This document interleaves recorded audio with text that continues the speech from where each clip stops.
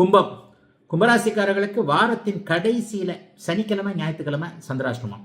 அதாவது 15/2/2025 சனிக்கிழமை அதிகாலை 5:44 சந்திராஷ்டமம் ஆரம்பிச்சு சனிக்கிழமை முழுக்க ஞாயிற்றுக்கிழமை முழுக்க திங்கக்கிழமை காலையில் 6:02 திங்கக்கிழமை சாயந்தரம் 6:02 வரைக்கும் உங்களுக்கு இருக்குதுங்க.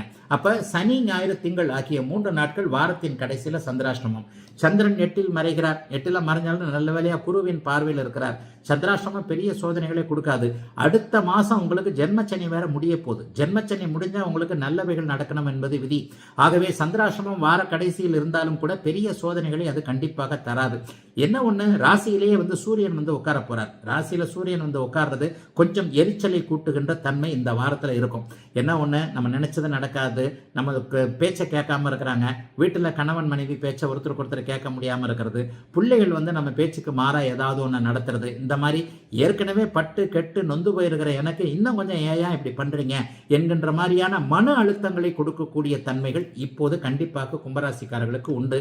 கவலைப்படாதீங்க. அடுத்த மார்ச் மாதம் 29ஆம் தேதி உங்களுக்கு ஜென்மச்சனி விலக போகுது. ஜென்மச்சனி விலகும் போது அதீதமான நன்மைகள் உங்களுக்கு நடந்தே தீர வேண்டும்.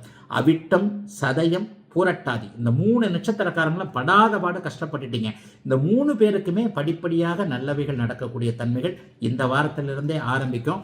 முதல்ல கொஞ்சம் ஒரு மாதிரியாக இருந்தாலும் ஃபர்ஸ்ட் ஒரு 4-5 நாள் பெரிய அளவில் சோதனைகள் எதுவும் இருக்காது. ஆனால் கொஞ்சம் பயணங்களில் கவனமாக இருங்க. சந்திராஷ்டம நாட்களில் பணம் கொண்டு போகிறவங்க வர்றவங்க கொஞ்சம் கவனமாக இருக்கணும்.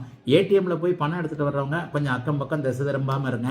நெட்டில், ஃபேஸ்புக்கில் இந்த மாதிரியான விஷயங்களில் கவனம் திசை திரும்புகின்ற விஷயங்கள் எதுலேயுமே கொஞ்சம் எல்லாவற்றிலும் அனைத்து அமைப்புகளையும் ஒரு மாதிரியாக நிதானமாக இருக்க வேண்டிய வாரமாக அமைந்திருக்கிறது. கும்பராசிக்காரர்கள் எல்லோருக்கும் இந்த வாரம்